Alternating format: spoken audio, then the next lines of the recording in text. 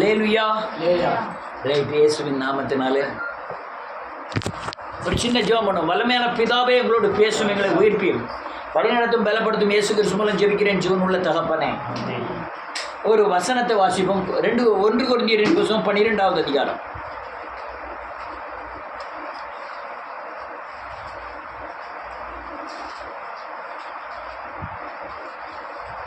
7வது வசனத்தில் இருந்து.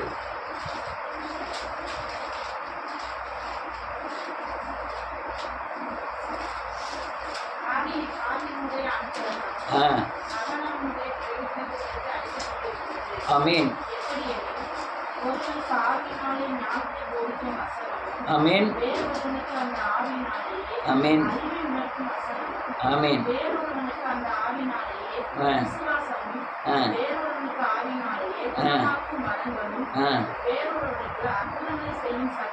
ஆமென்.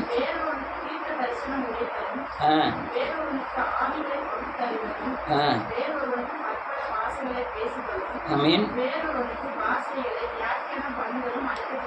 அழிக்கப்படுகிறது. அவன் புரோஜனத்திற்கென்று அழிக்கப்படுகிறதுன்னு வேதம் சொல்லுது. ஆவியினாலே எல்லா வரங்களும் கிரியை செய்கிறது. நீங்கள் ஆவியினாலேங்கிற தன்மையை புரிஞ்சுக்கிட்டீங்கன்னா தான் நீங்கள் இந்த பூமியில் தேவனோடு வாழுகிற வாழ்க்கையை நீங்கள் அனுபவிக்க முடியும். இந்த எலிசபெத் பேசிக்கிட்ட போது சொன்னாங்க, இந்த சுபஸ்ரீ அவங்களாம் லாயர், அட்வொகேட். லாயர்னா என்ன, அட்வொகேட்னா என்ன?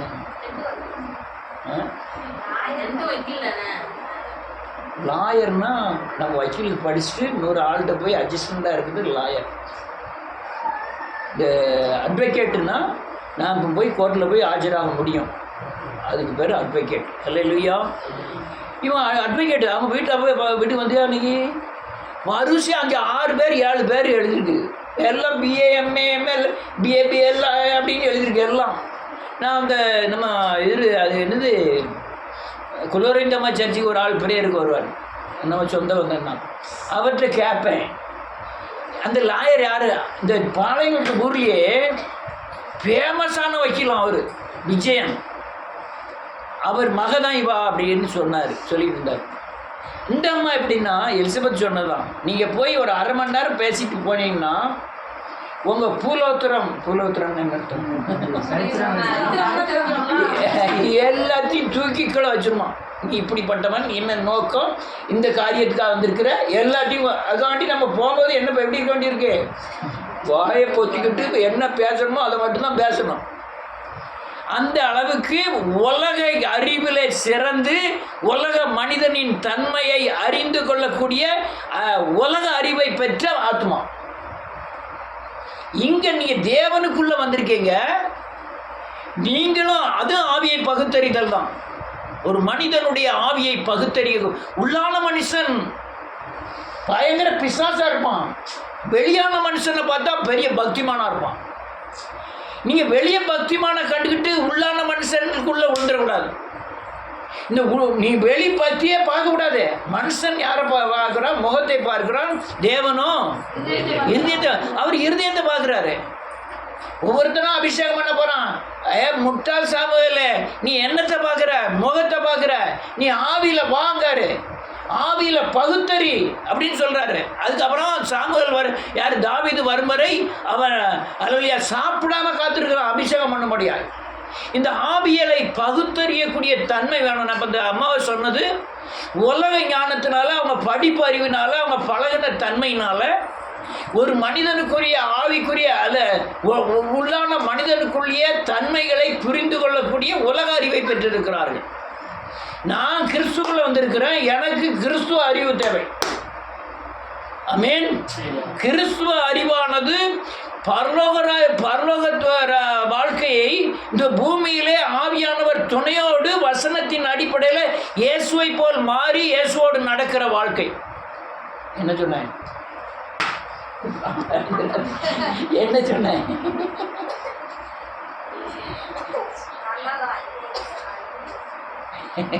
அல்லேலூயா.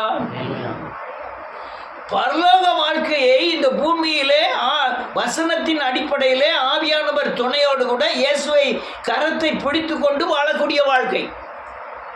என்ன வாழ்க்கை? அந்த வாழ்க்கையில நம்ம கடந்து போயிட்டு இருக்கோம். இன்னொரு வாழ்க்கை இருக்கு. இந்த உலகத்திற்கு அடுத்த, உலகத்தை சார்ந்த, பணத்தை சார்ந்த, மேட்டின்மையை சார்ந்த, உலக புகழை சார்ந்த ஒரு வாழ்க்கை இருக்கிறது. அதுக்குள்ளதான் நம்ம வாழ்ந்துட்டு இருக்கோம். நீங்க இங்க வந்த பிறகு இந்த தேவனுடைய கரத்தை பிடிச்சிட்டு நடக்கும்போது இது உங்களை தாக்கும். என்ன தாக்கும்னா, நான் சொல்றதெல்லாம் உங்களுக்கு புரியுதா? புரிந்தால் நீங்கள் பார்க்க வேண்டும். புரிந்தான்னு கேட்டால் தலையை ஆட்டிவிடாது.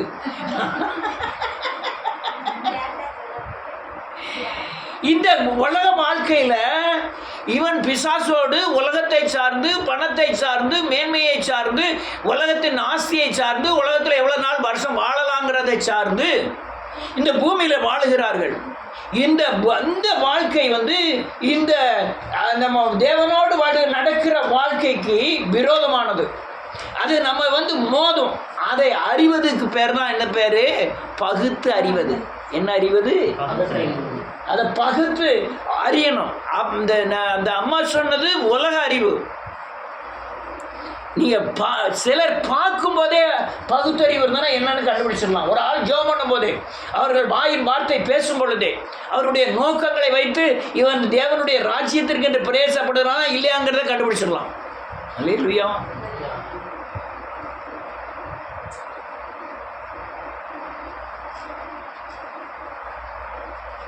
அலெக்ஸ் ஒரு நாள் ஆராதனைக்கு உருட்டுக்கிட்டு வரோம். அப்படியே என்ன செய்யுது, உடம்புக்கே சரியில்லை. அடுத்த வாரம் வந்தான். எனக்கு இது குளிசங்கம்னு தெரியும். குளிசங்கம்னா என்னது? அடுத்த வாரம் வந்தான். உடனே முக்கிக்கிட்டு மணங்கிக்கிட்டு உருண்டுக்கிட்டு வரோம். டக்குன்னு அங்கே சேரில் போய் உட்காந்துட்டான். இங்கே எல்லாம் அந்த சாப்பாட்டுக்கு பெல் அடிச்சாச்சு, எல்லாம் தட்டை தூக்குது. உடனே இவனும் அங்கே தென்னை மரத்தில் போய் நின்றுக்கிட்டு அது அங்கேயா, இது இங்கேயா, இது இப்படியா, அது அப்படியான்னு பேசிக்கிட்டு இருக்கான். நான் அப்போ வாரம் கணிச்ச கணிப்பு சரி. அதுக்கு அடுத்த வாரம் பார்க்கேன். இப்படி தலையை தரையில் வச்சுக்கிட்டு சோகம் பண்ணுதான். நான் இவன்கிட்ட கேட்க மாட்டேன். கடம்புல அவனுக்கு ரொம்ப உடம்பு சரியில்லைங்க. அவன் உருட்டுட்டான். பிற கொஞ்சம் கழிச்சு பார்க்க படுத்துட்டான். இதுவும் குளிச்சோம்னா 30 வருஷம் ட்ரைனிங். கொஞ்ச நேரம் கழிச்சது இதெல்லாம் முடிஞ்சது. 2 பேரும் போய் நின்றுக்கிட்டு அங்கே இவன் கள்ளக்குண்டு ஏறிதான். இவன் என்னமோ பேசுதான். அவன்கிட்ட பேசிக்கிட்டு இருக்கான். அவன் இங்கே அந்த வேலைக்கு அந்த சைடு கள்ளக்குண்டு எரிஞ்சுக்கிட்டு பேசிக்கிட்டு கொஞ்ச நேரத்துக்கு முந்தி அங்கே உருண்டுக்கிட்டு வந்தான், படுத்தான். அல்லேலூயா.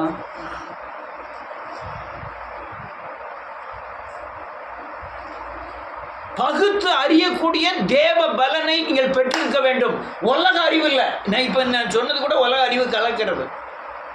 நான் இதுக்கப்புறம் இவனுடைய தன்மையை 10 வருஷம் பிறகு எப்படி இருக்கணும்னு சொல்லிதான் பகுத்தறிவு. நான் இப்போ சொன்ன காரியங்களை இவா சொல்லிடுவான். இவன் குளிசங்க போட்டுதான் குளிசங்க முடிச்சுக்கணும் ஏன் தெரியும். ஆனால் இவன் இப்படி நடந்துக்கிட்டான்னா கொஞ்சம் வருஷத்துக்கு அப்புறம் எப்படி இருப்பாங்கிறத சரியானபடி சொல்லுவதுதான் என்ன அறிவு? பகுத்தறிவு. 5 வருஷம் கழிச்சு எப்படி இருப்பான், 10 வருஷம் கழிச்சு எப்படி இருப்பாங்கிறத நம்ம அதுக்கு பேர் பகுத்தறிவோடு கூட சேர்ந்து வெளிப்படுகிறது தான் தீர்க்க தரிசனம். என்ன சொன்னேன்? என்ன தீர்க்க தரிசனம்? 10 வருஷம் கழிச்சு இவன் இப்படிதான் இருப்பான்னு சொல்றது என்னது? பகுத்து அறிந்து தீர்க்க தரிசனம் சொல்லுகிறேன். தீர்க்க தரிசனம்னா என்ன? தீர்க்கமான பார்வை. என்னது? இந்த கண்ணுக்கு இல்ல, ஆத்ம கண்கள் மூலமாய் தீர்க்கமாய் பார்க்கிற தரிசனத்துக்கு பேர் தான், பார்வைக்கு பேர் தான் தீர்க்க தரிசனம். இப்போ பகுத்தறிதலும் தீர்க்க தரிசனமும் அல்லையா கலந்திருக்கும். நீங்க பகுத்தறிவும் உலக அறிவும் கலந்திருக்கும். நீங்க இதில் வேறுபடிக்க வேண்டும். என்ன சொன்ன? நீங்கள் எதிர்த்தால இருக்கிற வண்டி இருக்க வேண்டியது. பகுத்தறிவும் உலக அறிவும் செஞ்சுட்டு இருக்கோம், கலந்துருக்கோம். நீங்கள் பகுத்தறிவு தேவனுக்குரிய அறிவை கண்டுபிடிக்கணும். ஒரு பேச்சில், ஒரு நடக்கையில், ஒரு வீட்டு காரியங்களில், அதுலேயே அது மனைவி கணவன் பேச்சில் இது பகுத்தறியக்கூடிய தன்மை இருந்தால் தான் காடாக பேசினாலும் நீங்கள் அமைதியாக போக முடியும். பகுத்தறிகிற தன்மை இல்லைன்னு வச்சுக்கிட்டோம், உங்களை பாதிக்கக்கூடிய அளவில் பிசாசு ஏவி நீங்கள் 2 வார்த்தை பேசுவீங்க, அங்கே தடப்படான ஆகி அது சின்ன பண்ணாம. ஆனால் நீங்கள் தேவனுக்குள்ள வசனத்தை அடிப்படையாக, ஆவியான ஒரு ஆலோசனையின் அடிப்படையாக, அதில் பரலோக வாழ்க்கைக்கு ஏற்றமாக நீங்கள் சோதித்து அறிந்தீங்கன்னா எந்த இடத்துல எப்படி பேசணும், எப்படி போகணுங்கிறத ஆவியானவர் உங்களுக்கு போதிப்பார். அதுக்கு பேர் தான் என்னது? பகுத்தறிவு. இப்படி தான் நடக்கணும். அல்லையா? உங்கள் வீட்டுக்கு ஒருத்தி வாரா வந்து டக்குன்னு உட்காந்து, ஏம்மா ஒரு 1000 ரூபா கடன் தாயம்னு கேட்கலாம். டக்குன்னு எரிசி எழுத முடியாது, கொடுக்க முடியாது. நம்ம எரிசி தான் பகுத்தறிகிறோம். இவ கொடுப்பாளா கொடுக்க மாட்டாளா, வருமானம் எவ்வளவு, 2 மாடு தானே வச்சுருக்கா, ஒரு நாள் 300 ரூபா தானே கிடைக்கி, 1000 ரூபா வாங்கினா என்னைக்கு தரப்போறா, அப்படிலாம் பகுத்தறிகிறோம். அல்லேலூயா. இது உலக அறிவு. வேத அறிவு என்ன தெரியுமா? வச்சுட்டு போ, இந்த 1000 ரூபா வச்சுக்கோ. கைமாறு கருதாமல் என்ன செய்யணுமா? கடன் கொடுக்கணும். அதனால பிரச்சனை முதல்ல சொல்றேன், எனக்கு 10,000 ரூபா கடன் வந்து. ஆனால் உலக அறிவு நிறுத்து பார்ப்பாங்க. இப்போ எப்படி கொடுப்பா? நான் ஒரு நாள் உட்காந்துருக்கேன், யார் வீட்டில்? நம்ம ஸ்டீபன் மகாராஜன் வீட்டில்.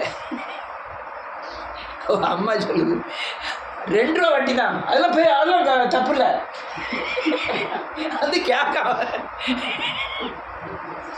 2 ரூபா வட்டி வாங்கினாலும், 10 ரூபா வட்டி வாங்கினாலும் எனக்கு சிரிப்பாக போச்சு. அல்லேலூயா. ரைட்டு. இந்த பகுத்தறியும் போது உங்களை அறியக்கூடாதபடி வருகிற தடைகளை தான் இன்னைக்கு சொல்ல போகிறேன். மத்தேயு எழுதின சுவிசேஷம் 7வது அதிகாரம் 15வது வசனத்திலிருந்து டக்குன்னு வாசிறாங்க, எல்லாத்தையும் எடுத்துக்கணும். மத்தேயு 7வது அதிகாரம்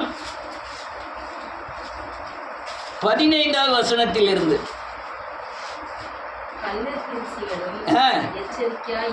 கள்ள தீர்க்கதரிசிகளுக்கு எச்சரிக்கையா இருங்கள். ஆமென். வருவார்கள். ஒரு நிமிஷம், நான் அப்படி என்ன சொன்னேன்? பகுத்தறிவுல இருந்து பிறக்கிறது தான் என்னது? தீர்க்க தரிசனம். என்னது? நான் சொல்றேன், மகளே, தேவி, இந்த மாவட்டத்திலே நீதான் முதல் மார்க் எடுக்க போகிறாய். காலையில் உங்க வீட்டில் தினத்தந்தி, அலலியா, பாலிமர், எல்லாருடைய நிருபரும் உங்க வீட்டு வாசல்ல வந்து என்ன செய்ய போறார்கள்? நிற்க போகிறார்கள்.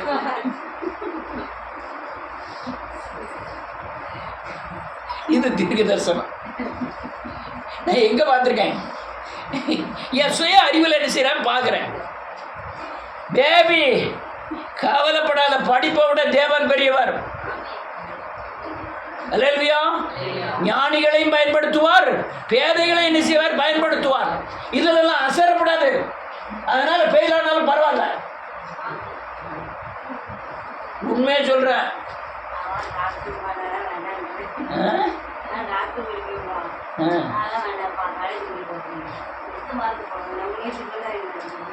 இல்லை, அது நம்ம கையில் இல்லை. அது நம்ம அப்படின்னு நினைப்போம், இப்படி ஆயிரும், இப்படின்னு நினைப்போம், அப்படி ஆயிரும். இவங்க 10th குறைய மார்க் எடுத்துருவா இருக்கணும், அடுத்தால படிக்க வைக்காம ரொம்ப மார்க் எடுத்துருவா. யார் கையில் இருக்கு? அதனால் 2 மார்க் குறைஞ்சிட்டு 1 மார்க் குறைஞ்சிட்டு 12ல் 480 மார்க் எடுத்துருக்காங்க எங்க பெரியப்பா பேத்தி. அது கம்மின்னு அந்த பிள்ளை இருந்தாள்.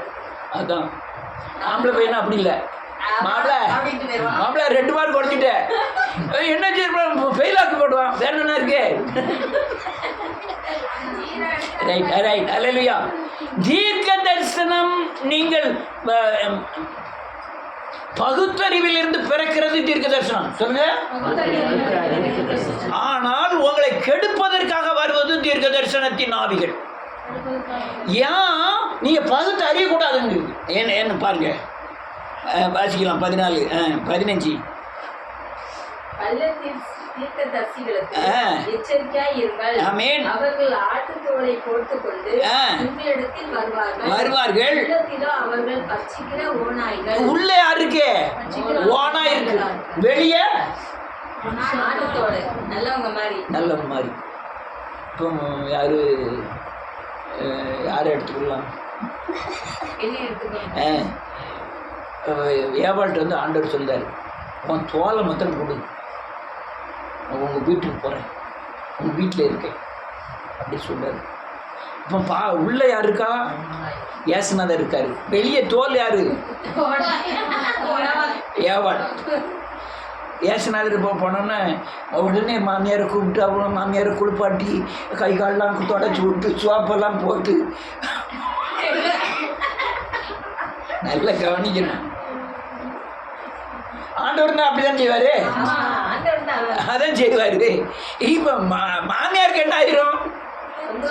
நேற்று வரையும் எப்படி இருந்தா இன்னைக்கு காலக்கணமா சோப்பை போட எதெல்லாம்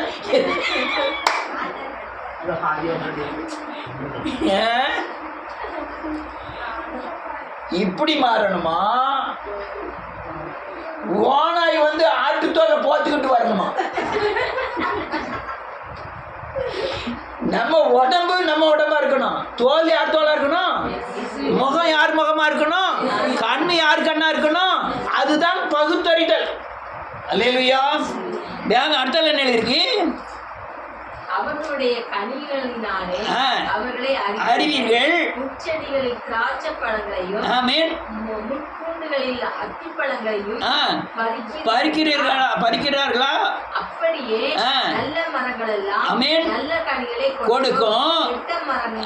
மரமோ கெட்ட கனிகளை கொடுக்கும். ரைட், இது சுருக்கமாக முடிச்சிடும். கனினால உள்ள ஏசுநாதர் இருக்காரா ஓனாய் இருக்கான்னு என்ன செய்ய முடியும்? கண்டுபிடிக்க முடியும். இல்லையா? எங்கள் வீட்டில் ஒரு நாள் அங்கே இதில் என்னது நேரம் ஆகுதோ அதுக்குள்ள 17 நிமிஷம் ஆகிட்டு வீட்டில் கீழே போய் பலசரி ஜாமான் ஆகணும். எங்கே அந்த புது பஸ் ஸ்டாண்டுக்கிட்ட இருந்தோம். அப்போ ஒரு ஆள் அங்கே இந்த கீழே நடந்துட்டு வரும்போது என்னம்மா நீங்கள் கிறிஸ்டினா அப்படின்னா? ஆமாம் கிறிஸ்டின், எங்கள் வீட்டில் ஊழியம் செய்கிறாரு அப்படின்லாம் சொன்னார். என்ன வீட்டுக்கு வந்துட்டார். வீட்டுக்கு வந்தா பேசணும். அவர் அடைக்கலப்பட்டினத்துக்காரரு. உடனே டக்குன்னு வியாழக்கிழமை வாங்க நம்ம ப்ரேயரில் இப்போ ஒரு செய்தி கொடுங்கன்னாச்சு. வியாழக்கிழமை வந்துட்டார். மறுநாள் காலை பிரதர் போய் வீட்டுக்கு போய் இந்த தாமஸை மட்டும் என்ன செஞ்சிடாதீங்க, நம்பிடாதீங்க, அவர் ஏமாத்துக்காரரு அப்படி. ஆனால் வெளி பேச்சு ஓனாய். கனி எப்படி இருக்கு? கெட்ட கனி. அவர் எந்த காலத்தில் நல்ல கனி என்ன செய்ய முடியாது கொடுக்கும். கெட்ட மரம் கெட்ட கனி தான் கொடுக்கும். நல்ல மரம் என்னைக்கா நல்ல கனி கொடுக்குமா? கெட்ட கனி கொடுக்குமா? கொடுக்காது. அவன் நடப்பு, அவன் பேச்சு, அவன் பார்வை, யோசனை எல்லாமே எப்படி இருக்கும்? நல்ல கனியாக இருக்கும். அதை வச்சு தான் நீங்கள் என்ன செய்யணுமா? கண்டுபிடிக்கணும். கனியை கண்டுபிடிக்கக்கூடிய பகுத்தறிவு வேணும். என்ன வேணும்? பகுத்தறிவு வேணும். செயின் 2000 ரூபா டக்குன்னு போய் ஓடி போய் செயின் 2000 ரூபாய்க்கு என்ன செஞ்சிடக்கூடாது.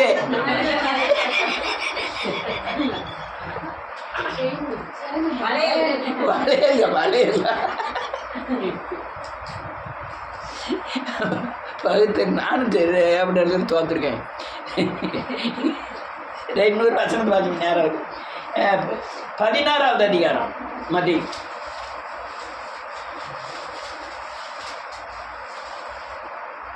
21வது வசனம் 22, 23.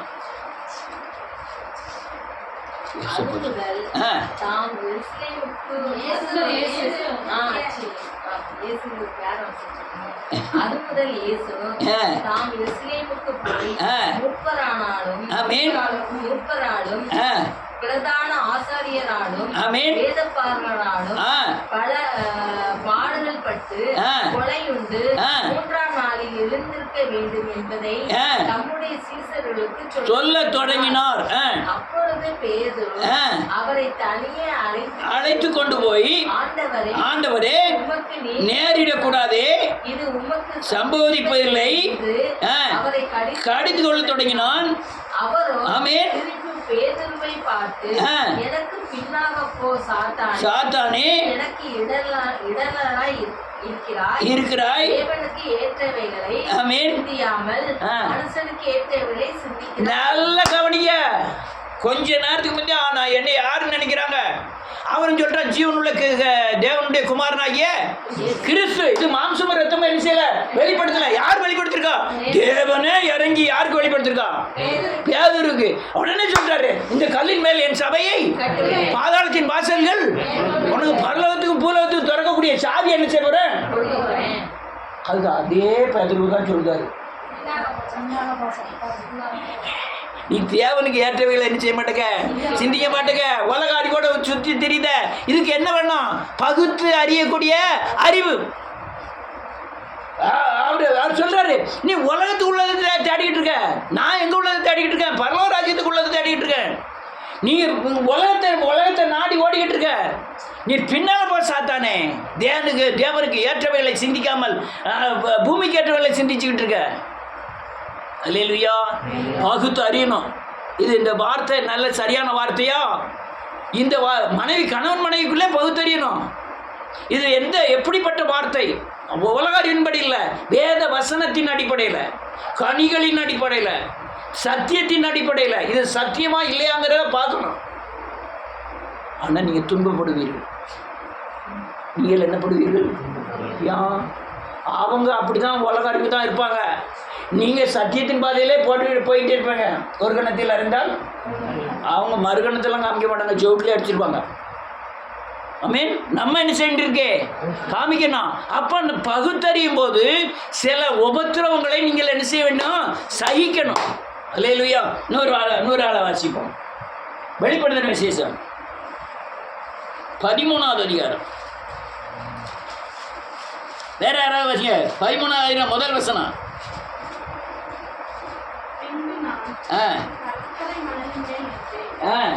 இல்ல 11வது வசனம். ஆமென். எழும்ப கண்டேன். நல்ல ஒரு ஆட்டுக்குட்டியா, பாவங்களை சுமந்தது இருக்கிற அந்த ஆட்டுக்குட்டி மாதிரியே இருக்கு. ஆட்டுக்குட்டி மாதிரி பேசுது, ஆட்டுக்குட்டி மாதிரி நடக்கு, ஆட்டுக்குட்டி மாதிரியே இருக்கு. அடுத்த நிலையில் இருக்கு. அது பேசுது மட்டும் எப்படி இருக்கு? வலு சர்ப்பம்.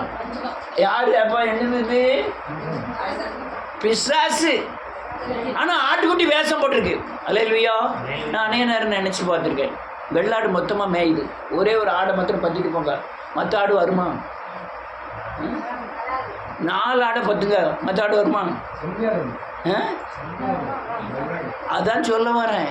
செம்பிளி ஆடை ஒரு 2 ஆடை பத்துங்க, எல்லாம் வந்துடும். 2 ஆட்டை தண்ணிக்குள்ளே தூக்கி போடுங்க, எல்லாம் தண்ணியில் உள்ளே பாஞ்சிடும். அல்லேலூயா. ஆடை பற்றி பேசினா நம்மள தான் பேசுவீங்க. அல்லேலூயா. ஆனால் செம்மறியாடாக இருக்க போறீங்களா, வெள்ளாடாக இருக்க போறீங்களா? செம்மறியாடுக்கு துன்பம் அதிகம், வெள்ளாட்டுக்கு துன்பம். அது இந்த வேலையை தாண்டி அந்த வேலையை தாண்டி அது பாட்டில் பயிரை நிரப்பிட்டு வீட்டுக்கு போயிடும். அது களவாங்க, அது பாட்டில் களவாங்கும், அது பாட்டில் இஷ்டம் போல போகும். திடீர்னு அது பாட்டில் ஓடி போவோம், முட்டிடும். வெள்ளாடு இல்லை, நம்ம செம்பிளியாடு. சைக்க தான். செம்பிளியாடை பார்த்த உடனே சாந்தம் புரியும் நமக்கு. சாந்தமாக இருக்க தெரியுமா? வெள்ளாடை பாரு, கோபமாக இருக்க தெரியும். ரைட். தியானம் சொல்லுது, 2 கொம்புடைய ஆட்டுக்குட்டியை போல வந்தது. ஆனால் பேச்சு போற எப்படி இருக்கு? வலு சர்ப்பத்தின் வாயிலிருந்து வர்ற பேச்சா இருக்கு. இதுதான் நீங்க பகுத்தறியணும். ஆட்டுக்குட்டி மாதிரி தான் இருக்கும் அந்த வலு சர்ப்பம். பெரிய பெரிய ஊழியக்காரர் முன்னால போய் நின்னோம்னா 5000 பேரை பார்த்த உடனே பக்கத்தில் ஆவியில் எல்லாரும் நிரம்பும் போது, துள்ளி குதிக்கும் போது நமக்கும்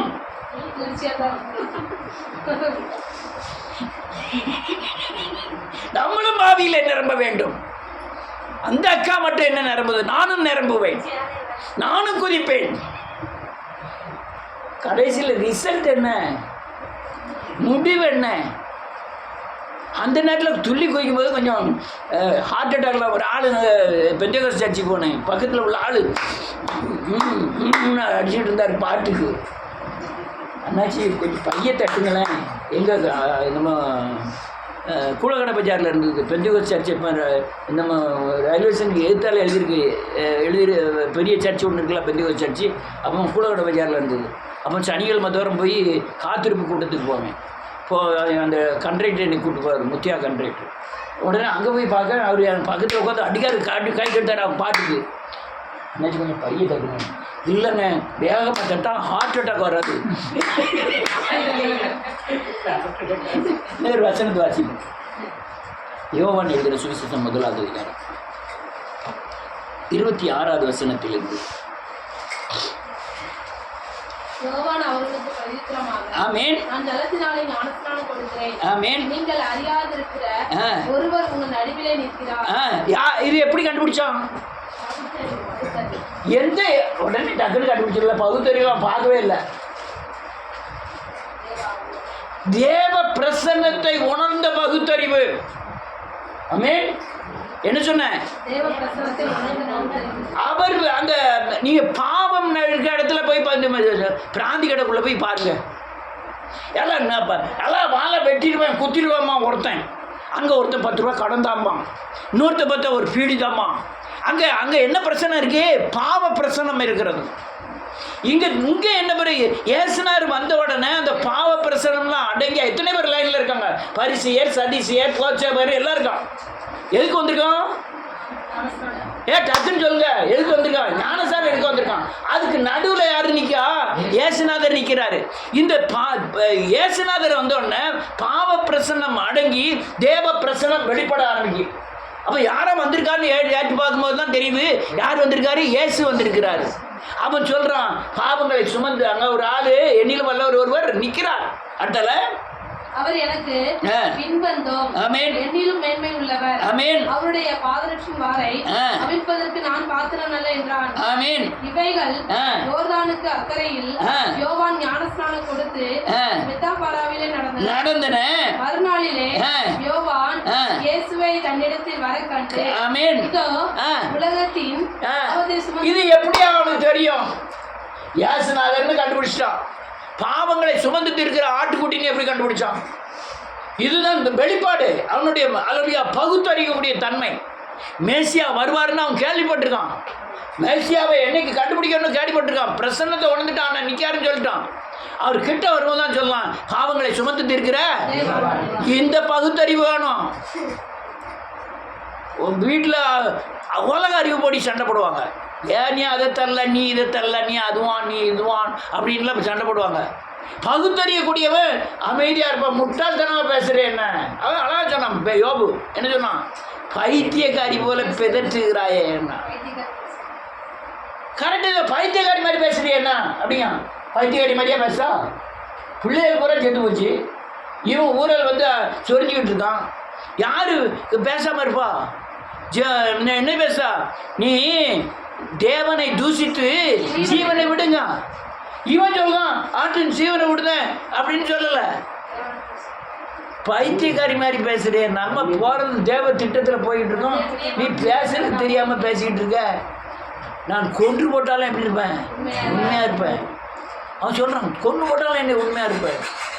நான் அந்நிய கண்ணல என் கண்ணே காணும் அவரை. அல்லேலூயா. இதெல்லாம் என்னது?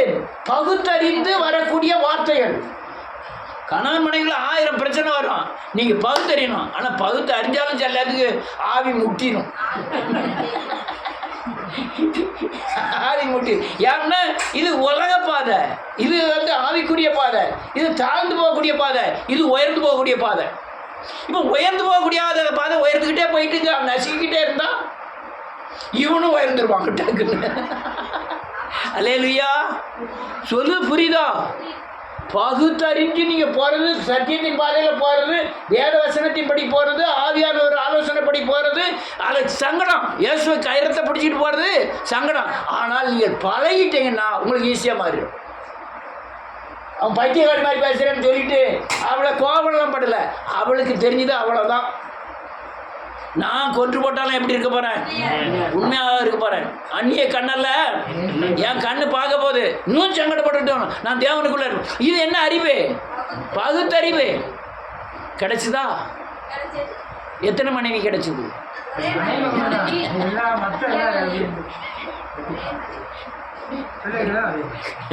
பிள்ளைகள் தான் போன பிள்ளைகள்லாம் டபுள் கிடைச்சிட்டு. அல்ல இல்லை ரைட். அடுத்த ஒரே ஒரு வருஷம் அந்த வாசி அப்போஸ்தலர் நடவடிக்கைகளின் புத்தகம் 16வது அதிகாரம் 16வது வசனத்திலிருந்து.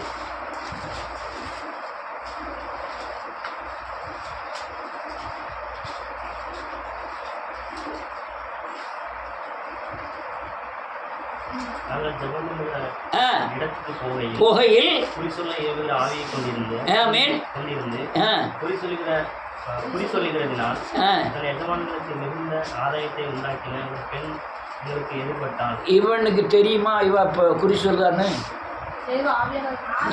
வேதத்தில் நமக்கு புரியணுங்கிறதுக்காக இதில் எழுதியிருக்கு, குறி சொல்லுகிற ஆவி இருக்குன்னு.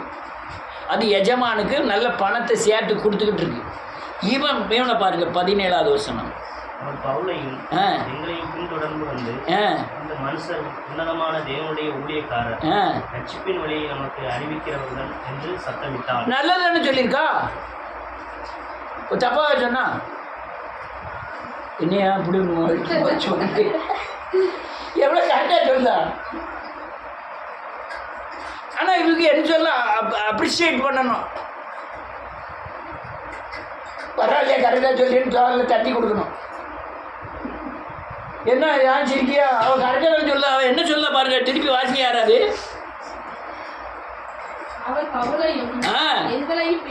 பின்தொடர்ந்து இந்த மனுஷர் உன்னதமான தேவனுடைய ஊழியக்காரர், ரட்சிப்பின் வழியை நமக்கு அறிவிக்கிறவர் என்று சத்தமிட்டு சொல்லலாம். தப்பாவா சொன்னா? இவன் சொல்றத பாருங்க, அடுத்த வசனம்.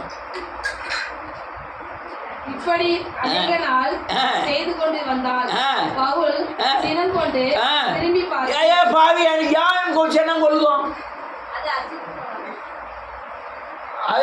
அசுத்தாவினா ஒன்னும் தாக்கவே இல்லையா?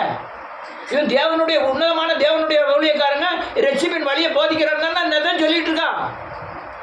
வாமா ஜோம் பண்ணுவோம், நம்மளும் ஜோம் பண்ணுவோம், நம்மளும் ரட்சிப்பின் பாதையில் போவோம், நீ 4 பிரசங்கம் பண்ணு, நான் 4 பிரசங்கம் பண்ணுன்னு சொல்லிருக்கலாம்ல.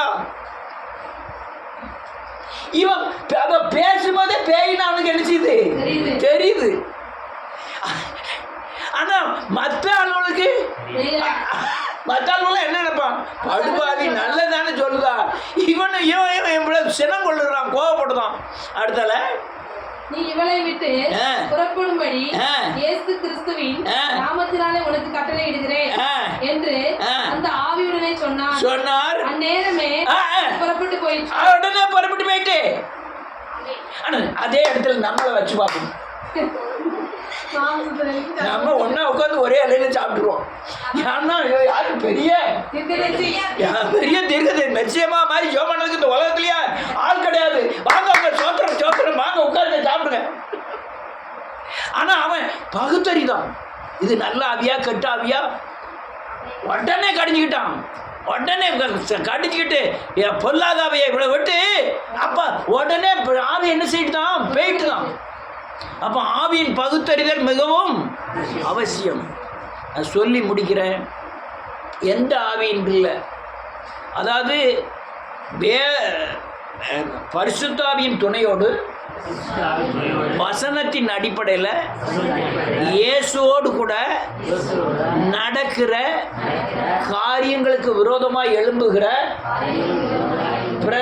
பிரசங்கங்கள், ஆலோசனைகள், நடக்கைகள், ஊழியர்கள் யாராயிருந்தாலும் அந்நிய ஆவிகள், அதை நாம் பகுத்தறிய வேண்டும். இதை நான் மட்டும் நல்லா புரிஞ்சுக்கிடுங்க. ட்ரெயினில் டிக்கெட் எடுக்காமல் எப்படி போகிறது மட்டும் புரிஞ்சிடாதீங்க.